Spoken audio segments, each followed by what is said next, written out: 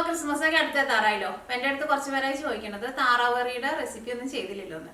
സാധാരണ ക്രിസ്മസ് ഈസ്റ്ററൊക്കെ ആകുമ്പോൾ മിക്കവരുടെയും വീട്ടിൽ ഒരു താറാവ് കറി വെക്കും. അപ്പം എൻ്റെ വീട്ടിൽ സ്ഥിരമായിട്ട് വെക്കുന്ന ഒരു കറിയാണ് ഇന്ന് നമ്മളിവിടെ വെക്കാൻ വേണ്ടിയിട്ട് പോണത്. ഈ കറി ചോറിൻ്റെ കൂടെ, അപ്പത്തിൻ്റെ കൂടെ, ബ്രെഡിൻ്റെ കൂടെ, എന്തിൻ്റെ കൂടെ കഴിക്കാനാണെങ്കിൽ നല്ല അടിപൊളി ടേസ്റ്റ് ആയിരിക്കും. അപ്പോൾ നമുക്ക് നോക്കാം ഇതേൻ്റെ റെഡിയാക്കാന്ന്. ഇത് റെഡിയാക്കാൻ വേണ്ട സാധനങ്ങൾ എന്തൊക്കെയാണെന്ന് നോക്കാം.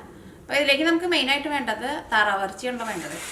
ഞാനിവിടെ ഇതൊരു 1.25 ഒരു 2 കിലോൻ്റെ അടുത്തുണ്ട് ഈ താറാവ് ഇറച്ചി. ഇത് ഞാനിവിടെ 2.5 കിലോണ് വാങ്ങിച്ചിട്ടുണ്ടായിരുന്നത്. ഇത് ഫുള്ളായിട്ടുള്ള ഒരു താറാവായിരുന്നു. ഇത് ക്ലീനൊക്കെ ചെയ്തെടുത്ത് വന്നു കഴിഞ്ഞപ്പോൾ ഏകദേശം ഒരു 2 കിലോൻ്റെ അടുത്തുണ്ട്. ഞാനിതിവിടെ ഒരുപാട് വലിയ പീസായിട്ട് കട്ട് ചെയ്തിട്ടില്ല, കുറച്ച് ചെറിയ പീസായിട്ട് കട്ട് ചെയ്തിട്ട് എടുത്തിട്ടുണ്ട്. അപ്പോൾ നമ്മുടെ നാട്ടിലേക്കാണെന്ന് വെച്ചിട്ടുണ്ടെങ്കിൽ നല്ല നാടൻ താറാവ് കിട്ടും. നാടൻ താറാവിനായിരിക്കും കുറച്ചും കൂടി നല്ല ടേസ്റ്റ് ഉണ്ടാവുക. ഇവിടെ ഞങ്ങൾക്ക് ഈ ബ്രോയിലർ താറാവാണ് കിട്ടുന്നത്. പക്ഷെ അതിന് നെയ്യ് കുറച്ച് കൂടുതലായിരിക്കും. പക്ഷേ നെയ്യ് ഞാൻ മുഴുവൻ മാറ്റി കളഞ്ഞിട്ടില്ല, കുറച്ച് നെയ്യൊക്കെ മാറ്റി കളഞ്ഞു. പക്ഷേ കുറച്ച് നെയ്യ് വേണം താറാവ് കറി വയ്ക്കുമ്പോൾ, അപ്പോഴായിരിക്കും നല്ല ടേസ്റ്റ് ഉണ്ടാവുക. അപ്പോൾ അങ്ങനെ എടുക്കുമ്പോൾ ഏകദേശം ഒരു 2 കിലോയ്ക്കുള്ള റെസിപ്പിയിൽ ഇൻഗ്രീഡിയൻസ് ഉണ്ടോ ഞാൻ പറയണത്. അപ്പോൾ ഇത് നീക്കി വയ്ക്കാം. ഇതിലേക്ക് മസാല ഉണ്ടാക്കാൻ വേണ്ടിയിട്ട് ഫസ്റ്റ് നമ്മൾ താറാവ് ഒന്ന് വേവിച്ചിട്ടെടുക്കും. പിന്നെ ഇത് ബ്രോയിലർ താറാവ് ആയതുകൊണ്ട് തന്നെ അധികം വേവില്ല. അപ്പോൾ ഞാൻ കുക്കറിലിട്ടിട്ട് ഒറ്റ വിസിൽ വരുത്തുള്ളൂ. വിസിൽ വരുത്തി കഴിഞ്ഞ് കഴിയുമ്പോൾ ഞാൻ ആ വിസിൽ ഫുള്ളായിട്ട് കളയും. കാരണം അല്ലെങ്കിൽ ചിലപ്പോൾ അത് കൂടുതൽ വെന്ത് പോകും. പക്ഷേ നമ്മുടെ നാട്ടിൽ കിട്ടുന്ന നാടൻ താറാവൊക്കെ ആണെന്ന് വെച്ചിട്ടുണ്ടെങ്കിൽ കുക്കറിൽ നിന്ന് ഒരു വിസിൽ വരണം. അത് കഴിഞ്ഞിട്ട് ആ കുക്കറിൻ്റെ ഉള്ളിൽ നിന്ന് ആവി മുഴുവൻ പോയി കഴിഞ്ഞ് കഴിഞ്ഞിട്ട് മാത്രം കുക്കർ തുറന്നാൽ മതി. പിന്നെ ബാക്കിയുള്ള വേവ് നമുക്ക് ഈ മസാലയുടെ കൂടെ ഇട്ടിട്ട് വേവിച്ചിട്ടെടുക്കാം. അപ്പോൾ അത് പ്രത്യേകം ശ്രദ്ധിക്കുക. കാരണം ബ്രോയിലർ താറാവൊക്കെ ആകുമ്പോൾ പെട്ടെന്ന് വേവും.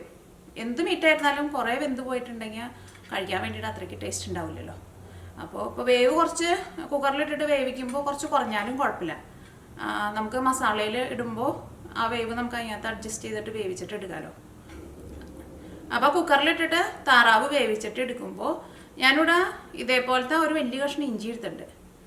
ഈ ഇഞ്ചിയിൽ നിന്ന് പകുതി ഇഞ്ചി ഞാൻ ഫസ്റ്റ് ഈ താറാവ് കുക്കറിലിട്ടിട്ട് വേവിച്ചിട്ട് എടുക്കുമ്പോൾ ചേർക്കും. പിന്നെ അതേപോലെ തന്നെ 3 പച്ചമുളക് എടുത്തിട്ടുണ്ട്. ഞാനിവിടെ ചെറിയ ടൈപ്പ് പച്ചമുളകാണ് എടുത്തേക്കുന്നത്. അല്ലെങ്കിൽ സാധാരണ നിങ്ങൾക്കറിയാലോ എന്തോരം എരിവ് വേണമെന്ന് വെച്ചിട്ടുണ്ടെങ്കിൽ അതനുസരിച്ചിട്ട് ചേർത്ത് കൊടുക്കുക. പിന്നെ ഇതിലേക്ക് കുറച്ച് കുരുമുളക് പൊടിയും ചേർക്കും, കുറച്ച് മഞ്ഞൾപ്പൊടിയും ചേർക്കും. ഇത്രയ്ക്ക് സാധനങ്ങൾ ചേർത്തിട്ടാണ് ഈ താറാവിനെ നമ്മൾ ഫസ്റ്റ് വേവിച്ചിട്ട് എടുക്കുക. ആ താറാവ് വേവിച്ചിട്ട് എടുക്കുമ്പോൾ ഞാൻ അതിലേക്ക് ആ വേവിച്ചിട്ട് എടുക്കുന്ന സമയത്ത് സവോളയൊന്നും ചേർക്കണില്ല.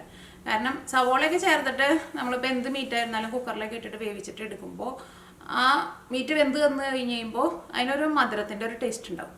അപ്പോൾ മസാല ആക്കണ സമയത്ത് നമുക്ക് സവോള ചേർക്കാം. അപ്പോൾ ഇത് വേവിക്കാൻ വേണ്ടിയിട്ട് ഇഞ്ചിയും ചേർക്കും, പച്ചമുളകും ചേർക്കും, കുരുമുളകിൻ്റെ പൊടിയും ചേർക്കും, മഞ്ഞൾപ്പൊടിയും ചേർത്തിട്ട് താറാവ് ഫസ്റ്റ് നമ്മൾ കുക്കറിലിട്ടിട്ട് വേവിച്ചിട്ട് എടുക്കും. അത് കഴിഞ്ഞിട്ടാണ് ഇതിലേക്കുള്ള മസാല ഉണ്ടാക്കേണ്ടത്. അപ്പോൾ ഇതിലേക്കുള്ള മസാല ഉണ്ടാക്കാൻ വേണ്ടിയിട്ട് ഇപ്പോൾ ഇഞ്ചിയുടെ പകുതി ഉണ്ടാവുമല്ലോ, ആ ഇഞ്ചിയും വേണം. പിന്നെ വെളുത്തുള്ളി എടുത്തിട്ടുണ്ട്. വെളുത്തുള്ളി ഞാനിവിടെ ഇതേപോലത്തെ വലിയ വെളുത്തുള്ളി ഒരു 10 വലിയ വെളുത്തുള്ളി എടുത്തിട്ട് ഈ വെളുത്തുള്ളിയും ഇഞ്ചിയൊക്കെയും ചതച്ചിട്ട് ഈ മസാലയിലേക്ക് ചേർത്താൽ മതി. കാരണം ചെറുതായിട്ട് കട്ട് ചെയ്തിട്ട് ഇടുന്നതിനേക്കാളും നല്ല ടേസ്റ്റ് ഇത് നമ്മുടെ ഒരു നാടൻ വെപ്പാണ്. അപ്പോൾ അത് ചതച്ചിട്ട് ചേർക്കുക, അതാണ് കുറച്ചും കൂടി നല്ലത്. പിന്നെ കറിവേപ്പില വേണം. പിന്നെ ഞാനിവിടെ പച്ചമുളക് എടുത്തിട്ടുണ്ട്. ഞാനിവിടെ ഇതേപോലത്തെ 4 ചെറിയ പച്ചമുളക് എടുത്തിട്ട് അത് താറാവ് കുക്കറിലിട്ടിട്ട് വേവിച്ചിട്ട് എടുക്കുമ്പോഴും പച്ചമുളക് ചേർക്കുന്നുണ്ട്. പിന്നെ ഒരു വലിയൊരു സവോള, ഇത് വലിയ സവോളയായിരുന്നു. ഇത് ഞാനിവിടെ നല്ല കനം കുറച്ചിട്ട് കട്ട് ചെയ്തിട്ട് എടുത്തിട്ടുണ്ട്. കാരണം ഈ സവോള നന്നായിട്ട് മുരിയിച്ച് നല്ല ഗോൾഡൻ കളറാക്കിയിട്ട് എടുക്കണം. അപ്പോൾ നല്ല കനം കുറച്ചിട്ട് സ്ലൈസ് ചെയ്തിട്ട് എടുക്കുക. അപ്പോൾ നിങ്ങൾ എടുക്കണ സവോള ഇപ്പോൾ ഒരു മീഡിയം സവോളയൊക്കെ ആണെന്ന് വെച്ചിട്ടുണ്ടെങ്കിൽ ഒരു 2 സവോള എടുക്കുക.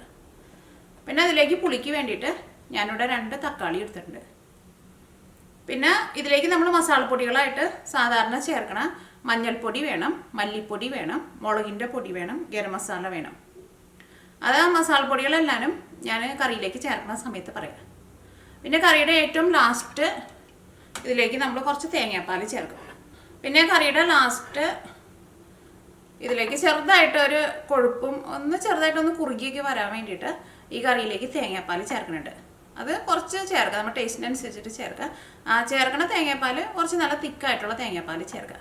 അപ്പോൾ അങ്ങനെ കറി ചെറുതായിട്ടൊരു ചാറിലിങ്ങനെ ഇരിക്കും. ആ കറി ചോറിൻ്റെ കൂടെ കഴിക്കാനാണെങ്കിലും നല്ല ടേസ്റ്റ് ഉണ്ടാവും, അല്ലെങ്കിൽ അപ്പത്തിൻ്റെ കൂടെയൊക്കെ കഴിക്കാനാണെങ്കിലും നല്ല ടേസ്റ്റ് ഉണ്ടാവും. അപ്പോൾ ഇത്രയ്ക്ക് സാധനങ്ങളാണ് ഇത് റെഡിയാക്കാൻ വേണ്ടിയിട്ട് വേണ്ടത്. ഇനി താറാവ് വേവിച്ചിട്ട് എടുക്കാൻ വേണ്ടിയിട്ട് ഇത് നമുക്ക് കുക്കറിലേക്ക് ചേർക്കാം.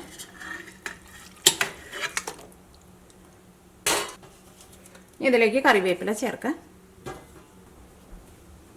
പച്ചമുളക് ചേർക്കാം,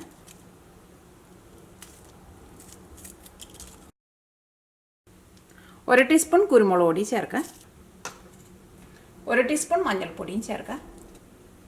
ഞാനിവിടെ ആ മുഴുവനായിട്ടുള്ള വലിയ കഷ്ണം ഇഞ്ചി ഉണ്ടായിരുന്നല്ലോ, ആ ഇഞ്ചി ചതച്ചെടുത്തിട്ടുണ്ട്. അതിൽ നിന്ന് പകുതി ഇതിലേക്ക് ചേർക്കാം. ബാക്കി നമുക്ക് മസാല ഉണ്ടാക്കുമ്പോൾ അതിലേക്ക് ചേർക്കണം കേട്ടോ.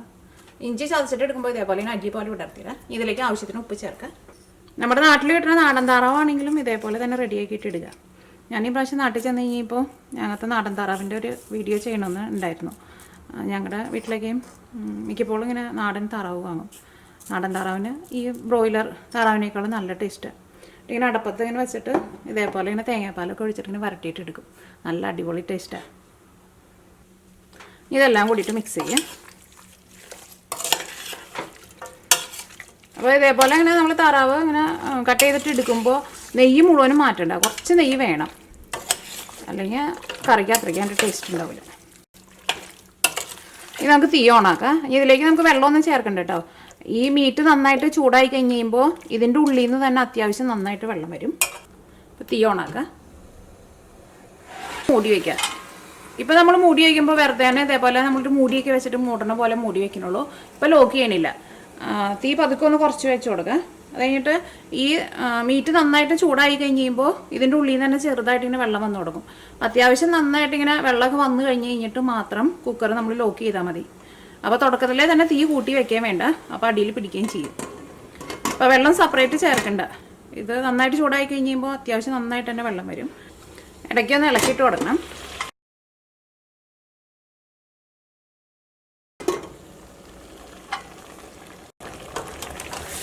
അപ്പോൾ ഇതിൻ്റെ ഉള്ളിൽ നിന്ന് അത്യാവശ്യം നന്നായിട്ട് വെള്ളമൊക്കെ വന്നിട്ടുണ്ട്. ഇനി നമുക്ക് കുക്കർ മൂടി വയ്ക്കാം. കുക്കറിൻ്റെ ഉള്ളിൽ നിന്ന് ഒരു വിസിൽ വന്നാൽ മതി കേട്ടോ. അല്ലെങ്കിൽ ഞാൻ നേരത്തെ പറഞ്ഞല്ലോ, ഒരു വിസിൽ വന്നു കഴിഞ്ഞ് കഴിയുമ്പോൾ തന്നെ ഞാൻ ആ വിസിൽ ഫുള്ളായിട്ട് കളയും. അല്ലെങ്കിൽ ചിലപ്പോൾ ഇത് വെന്ത് അങ്ങോട്ട് ഉടഞ്ഞു പോകും. പക്ഷേ നാടൻ താറാവൊക്കെയാണെന്ന് വെച്ചിട്ടുണ്ടെങ്കിൽ ഒരു വിസിൽ വന്നു കഴിഞ്ഞിട്ട് വേണമെന്നുണ്ടെങ്കിൽ ഒരു 5 മിനിറ്റ് ഒന്ന് തീ കുറച്ച് വെക്കാം. അതിപ്പോൾ നമുക്ക് കറക്റ്റായിട്ട് തന്നെ പറയാൻ വേണ്ടിയിട്ട് പറ്റില്ല. കാരണം ചില താറാവൊക്കെ ഭയങ്കര കിളുന്തായിരിക്കും. നമുക്ക് കട്ട് ചെയ്യുമ്പോൾ തന്നെ അറിയാൻ വേണ്ടിയിട്ട് പറ്റും. അതിൻ്റെ ബോണൊക്കെ ഇങ്ങനെ ഭയങ്കര സോഫ്റ്റായിട്ടിരിക്കും. അങ്ങനെയുള്ളതൊക്കെയാണെന്ന് വെച്ചിട്ടുണ്ടെങ്കിൽ കുക്കറിൽ നിന്ന് ഒറ്റ വിസിൽ വന്നാൽ മതി. മൂടി വയ്ക്കാന്ന് വെച്ചിട്ടുണ്ടെങ്കിൽ ലോക്ക് ചെയ്യാൻ വേണ്ടിയിട്ട് പോവാണ്.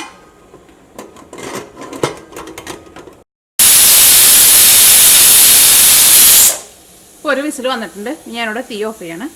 ഞാൻ 5 മിനിറ്റ് കഴിഞ്ഞ് കഴിയുമ്പോൾ ഞാൻ ഇതിൻ്റെ ഉള്ളിൽ നിന്ന് ആവി മുഴുവനും പൊന്തിച്ച് കളയും. എന്നിട്ട് കുക്കർ തുറക്കും. ഇപ്പോൾ ഇതിൻ്റെ ഉള്ളിൽ നിന്ന് ആവി വന്നു കഴിഞ്ഞ് കഴിഞ്ഞിട്ട് ഒരു 5 മിനിറ്റ് ഞാൻ വെയിറ്റ് ചെയ്തിട്ടുണ്ടായിരുന്നു. ഇനി ബാക്കിയുള്ള സ്റ്റീം ഞാൻ കളയാൻ വേണ്ടിയിട്ട് പോവാട്ടെ. അപ്പോൾ അധികം മൂക്കാത്തതാണെന്ന് വെച്ചിട്ടുണ്ടെങ്കിൽ ഇതേപോലെ ചെയ്താൽ മതി. അല്ലെങ്കിൽ ഇപ്പോൾ വിസിൽ മുഴുവൻ പോയി കഴിഞ്ഞിട്ട് മാത്രം കുക്കർ തുറന്നാൽ മതി. അപ്പോൾ ഇത് വെന്ത് വന്നു കഴിഞ്ഞപ്പോൾ കണ്ട അത്യാവശ്യം നന്നായിട്ട് ഗ്രേവി ഉണ്ട്, പിന്നെ അത്യാവശ്യം നന്നായിട്ട് നെയ്യുണ്ട്. അപ്പോൾ നമ്മൾ വേവിച്ചിട്ട് എടുക്കുന്ന സമയത്ത് ഒട്ടും വെള്ളം ചേർക്കേണ്ട ആവശ്യമില്ല. ഇനി ഇതിലേക്കുള്ള മസാല ഉണ്ടാക്കാം. ഇപ്പോൾ ഇത് ഒരുവിധം വെന്തിട്ടുണ്ട്. അല്ലെങ്കിൽ നിങ്ങൾക്ക് സംശയം ഉണ്ടെന്ന് വെച്ചിട്ടുണ്ടെങ്കിൽ നിങ്ങൾ വേണമെന്നുണ്ടെങ്കിൽ ഒരു ചെറിയ കഷ്ണം എടുത്തിട്ട് ഒന്ന് ടേസ്റ്റ് ചെയ്ത് നോക്കാം. എന്നിട്ട് വെന്തിട്ടില്ല എന്ന് വെച്ചിട്ടുണ്ടെങ്കിൽ ഇനി ബാക്കിയുള്ള വേവ് നമ്മൾ ഈ ഇതിലേക്കുള്ള മസാല ഉണ്ടാക്കുന്ന സമയത്ത് അതിനകത്ത് മൂടി വെച്ചിട്ട് വേവിച്ചാൽ മതി.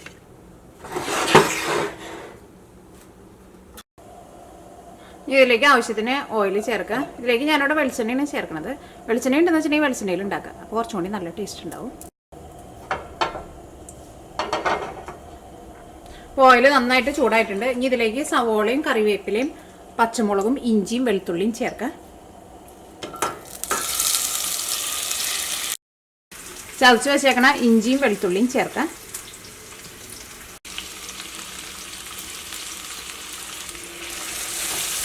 ഈ സവോളയ്ക്ക് മൊരിഞ്ഞിട്ട് നല്ലൊരു ഗോൾഡൻ കളറായിട്ട് വരണം.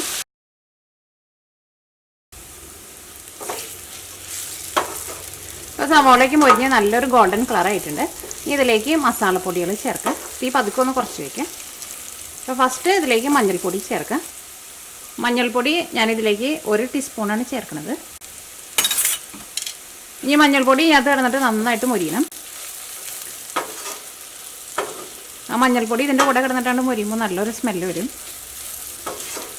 അത് കഴിഞ്ഞിട്ട് വേണം ഇതിലേക്ക് മല്ലിപ്പൊടി ചേർക്കാൻ വേണ്ടിയിട്ട്. കാരണം 3 മസാലപ്പൊടികളും കറികളിലേക്ക് ചേർക്കുമ്പോൾ എപ്പോഴും സെപ്പറേറ്റ് ചേർക്കുക. കാരണം എന്താണെന്ന് വെച്ചിട്ടുണ്ടെങ്കിൽ മഞ്ഞൾപ്പൊടിക്ക് നല്ലൊരു പച്ച കുത്തുണ്ടാവും. മഞ്ഞൾപ്പൊടി മൊരിഞ്ഞ് വരാനായിരുന്നാലും കൂടുതൽ സമയം എടുക്കും. അതുകൊണ്ടാണ് നമ്മൾ ഫസ്റ്റ് മഞ്ഞൾപ്പൊടി ചേർക്കുന്നത്. അത് കഴിഞ്ഞിട്ട് മല്ലിപ്പൊടി ചേർക്കും. അത് കഴിഞ്ഞിട്ട് ലാസ്റ്റാണ് നമ്മൾ മുളകിൻ്റെ പൊടി ചേർക്കുന്നത്. അതെന്തുകൊണ്ടാണെന്ന് വെച്ചിട്ടുണ്ടെങ്കിൽ മുളകിൻ്റെ പൊടി ഇട്ട വഴിക്ക് പെട്ടെന്നായിട്ട് കരിയും. അപ്പോൾ മുളകിൻ്റെ പൊടി പിന്നെ അങ്ങനെ അത്രയ്ക്കാണ്ട് മൊരിയാനുള്ള സമയമൊന്നും ആവശ്യമില്ല. അപ്പോൾ അതുകൊണ്ട് ലാസ്റ്റ് മുളകിൻ്റെ പൊടി ചേർക്കും. ഇപ്പോൾ മഞ്ഞൾപ്പൊടി ഞാൻ ഇടുന്നിട്ട് നന്നായിട്ട് മൊരിഞ്ഞിട്ടുണ്ട്. ഇതിലേക്ക് മല്ലിപ്പൊടി ചേർക്കാം. തീ നന്നായിട്ട് കുറച്ച് വയ്ക്കാം. ഞാനിതിലേക്ക് 2 ടേബിൾ സ്പൂൺ മല്ലിപ്പൊടിയാണ് ചേർത്തേക്കുന്നത്. ഞാനിവിടെ മെഷറിംഗ് സ്പൂണിലാണ് ചേർത്തത്. ഈ മല്ലിപ്പൊടിയും ഞാൻ കിടന്നിട്ട് നന്നായിട്ട് മൊരിയണം. ഈ മല്ലിപ്പൊടിയൊന്നും ഒട്ടും കരിഞ്ഞു പോരുത്. ചെറിയ തീയിലിട്ടിട്ട് ഇങ്ങനെ മൊരിച്ചിട്ട് എടുക്കണം. അപ്പോഴായിരിക്കും നല്ല ടേസ്റ്റ് ഉണ്ടാവുക. അതെല്ലാം കൂടിയിട്ട് നന്നായിട്ട് ഒരു കിലുങ്ങണ സൗണ്ടാക്കി വരുന്നുണ്ട്. നന്നായിട്ട് മൊരിഞ്ഞിട്ടുണ്ട്. ഇതിലേക്ക് മുളകിൻ്റെ പൊടി ചേർക്കാം. മുളകിൻ്റെ പൊടി ഒന്നല്ലെങ്കിൽ നിങ്ങളുടെ എരിവിനനുസരിച്ചിട്ട് ചേർക്കാം. അല്ലെങ്കിൽ ഞാനിതിലേക്ക് എത്രയാണ് ചേർക്കണമെന്നുള്ളത് ചേർക്കുമ്പോൾ പറയും. ഇതിലേക്ക് മുളകിൻ്റെ പൊടി ചേർക്കാം.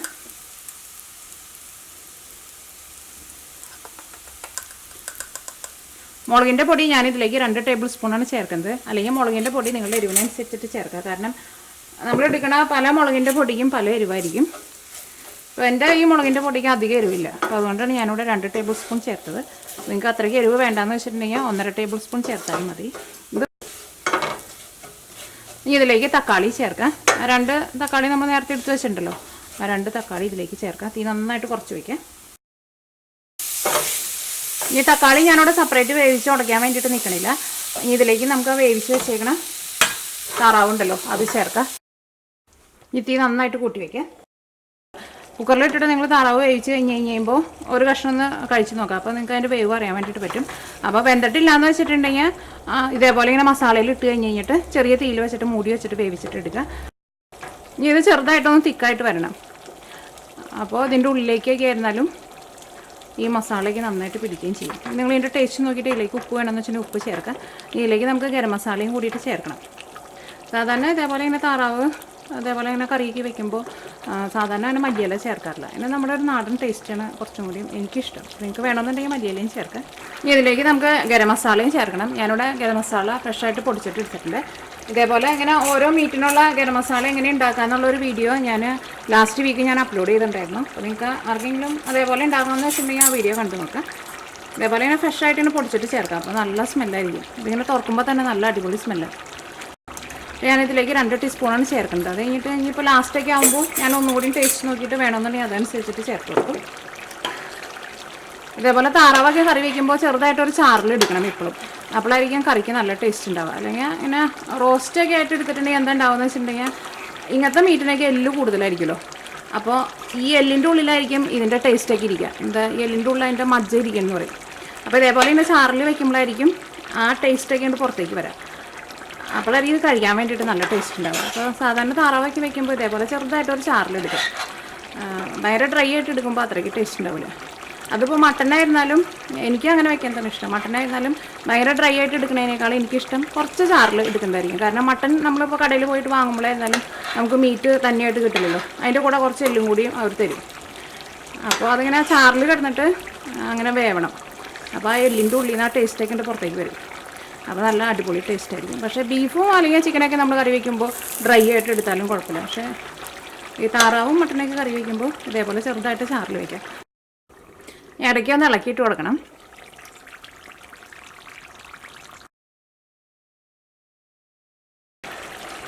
അപ്പോൾ ഇതിനകത്ത് ഗ്രേവിയൊക്കെ ചെറുതായിട്ടൊന്ന് തിക്കായി വന്നിട്ടുണ്ട്. ഇതിലേക്ക് ഞാനിവിടെ തേങ്ങാപ്പാൽ ചേർക്കാൻ വേണ്ടിയിട്ട് പോകണം. ഈ തേങ്ങാപ്പാൽ ചേർക്കണമെന്നുള്ളത് നിർബന്ധമില്ല. കാരണം ചിലവർക്ക് തേങ്ങാപ്പാൽ ചേർക്കേണ്ട ഇഷ്ടമുണ്ടാവില്ല. അപ്പോൾ തേങ്ങാപ്പാൽ ചേർത്തില്ലെങ്കിലും കുഴപ്പമില്ല. ഇത്രയ്ക്ക് വെച്ചിട്ട് കറി സ്റ്റോപ്പ് ചെയ്യാം. ഞാനിതിലേക്ക് തേങ്ങാപ്പാൽ കൂടി ചേർക്കുന്നുണ്ട്. അപ്പോൾ അപ്പത്തിൻ്റെ കൂടെയൊക്കെ കഴിക്കാൻ വേണ്ടിയിട്ട് നല്ല അടിപൊളി ടേസ്റ്റ് ആയിരിക്കും. അപ്പോൾ വേണമെന്നുണ്ടെങ്കിൽ മാത്രം തേങ്ങാപ്പാൽ ചേർക്കാം. തേങ്ങാപ്പാൽ ചേർക്കുമ്പോഴായിരുന്നാലും അത്യാവശ്യം നല്ല തിക്കായിട്ടുള്ള നമ്മൾ തേങ്ങയുടെ 1-ാം പാലെന്നൊക്കെ പറഞ്ഞിട്ട് എടുക്കില്ലേ, അങ്ങനത്തെ തേങ്ങാപ്പാൽ ചേർക്കാം. ഞാനിതിലേക്ക് തേങ്ങാപ്പാൽ ചേർക്കാൻ വേണ്ടിയിട്ട് പോകണം.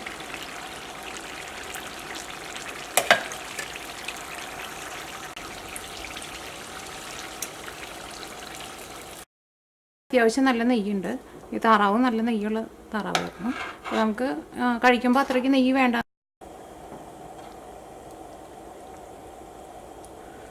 ഈ കറി നന്നായിട്ടൊന്ന് തിളച്ച് കഴിഞ്ഞ് കഴിയുമ്പോൾ തീ ഓഫ് ചെയ്യാം.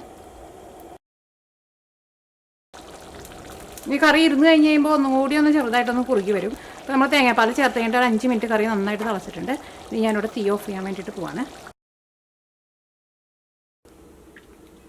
അപ്പോൾ കറി ഞാനിവിടെ തീ ഓഫ് ചെയ്തിട്ട് ഒരു 5 മിനിറ്റ് മൂടി വെച്ചിട്ടുണ്ടായിരുന്നു. അപ്പോൾ കറിയുടെ കളറൊക്കെ ഒന്നും കൂടി ഒന്ന് ഡാർക്കായിട്ട് വന്നിട്ടുണ്ട്. ഇതിൻ്റെ ഗ്രേവിയൊക്കെ ആയിരുന്നാലും ചെറുതായിട്ടൊന്ന് തിക്കായിട്ട് വന്നിട്ടുണ്ട്. ഈ കറി കാണാൻ വേണ്ടിയിട്ട് നല്ല ഭംഗിയില്ലേ, അതേപോലെ തന്നെ കഴിക്കാനാണെന്നുണ്ടെങ്കിൽ നല്ല അടിപൊളി ടേസ്റ്റാണ്. എൻ്റെ വീട്ടിലേക്ക് സാധാരണ ക്രിസ്മസ് അല്ലെങ്കിൽ ഈസ്റ്ററൊക്കെ ആകുമ്പോൾ ഇതേപോലെയാണ് താറാവ് കറി വയ്ക്കുക. അപ്പോൾ നിങ്ങൾ ക്രിസ്മസിന് താറാവൊക്കെ കറി വയ്ക്കുന്നുണ്ടെന്നുണ്ടെങ്കിൽ ഇതേപോലെ തന്നെ കറി വെച്ച് നോക്കാം. ഇത് അപ്പത്തിൻ്റെ കൂടെ അല്ലെങ്കിൽ ചോറിൻ്റെ കൂടെയൊക്കെ കഴിക്കാൻ വേണ്ടിയിട്ട് നല്ല അടിപൊളി ടേസ്റ്റ് ആയിട്ടുള്ളൊരു കറിയാണിത്. അപ്പോൾ നാളെ ഞങ്ങളുടെ വീട്ടിലാണ് ക്രിസ്മസ് സെലിബ്രേഷൻ. ഞങ്ങളുടെ ഇവിടെ കുറച്ച് മലയാളി ഫാമിലീസ് ഉണ്ട്. അപ്പോൾ ഞങ്ങളെല്ലാവരും കൂടിയിട്ട് നാളെ ഞങ്ങളുടെ വീട്ടിൽ കൂടും. സാറ്റർഡേ വേറെ വീട്ടിൽ കൂടും, സൺഡേ വേറെ വീട്ടിൽ കൂടും, മൺഡേ വേറെ വീട്ടിൽ കൂടും. അങ്ങനെയാണ് ഞങ്ങളുടെ ക്രിസ്മസ് പരിപാടി. അപ്പോൾ ഈ കറി ഞാൻ നാളേക്കാണ് എടുക്കാൻ വേണ്ടിയിട്ട് പോണത്. അപ്പോൾ ഞങ്ങൾക്ക് ഇവിടെ കിട്ടുന്ന തക്കാളിക്ക് അത്രയ്ക്ക് അധികം പുളി ഉണ്ടാവില്ല. അപ്പോൾ ചിലപ്പോൾ നമ്മളിപ്പോൾ 2 തക്കാളി ചേർത്താലും അധികം പുളി ഇല്ലാത്ത പോലെ നിങ്ങൾക്ക് കറിക്ക് തോന്നുന്നുണ്ടെന്നുണ്ടെങ്കിൽ കറിയുടെ ഏറ്റവും ലാസ്റ്റ് കുറച്ച് വിനീഗർ ചേർത്ത് കൊടുക്കുക. അത് വേണമെന്നുണ്ടെങ്കിൽ മാത്രം ചേർത്താൽ മതി. വിനീഗർ ചേർക്കുമ്പോഴായിരുന്നാലും ഒരുപാട് ചേർക്കണ്ട, കുറച്ച് ചേർക്കുക. അത് കഴിഞ്ഞിട്ട് ടേസ്റ്റ് നോക്കിയിട്ട് അതനുസരിച്ചിട്ട് മാത്രം ചേർത്ത് കൊടുത്താൽ മതി. പക്ഷേ നാട്ടിൽ കിട്ടുന്ന തക്കാളിയൊക്കെ ആകുമ്പോൾ അത്യാവശ്യം നല്ല പുളി ഉണ്ടാവും. അപ്പോൾ അങ്ങനെ വിനീഗർ ചേർക്കേണ്ട ആവശ്യം ഉണ്ടാവില്ല. അപ്പോൾ അത് വേണമെന്നുണ്ടെങ്കിൽ മാത്രം തീ ഓഫ് ചെയ്യാൻ പോണതിന് മുമ്പ് കുറച്ച് വിനീഗർ ഒന്ന് ചേർത്ത് കൊടുക്കുക.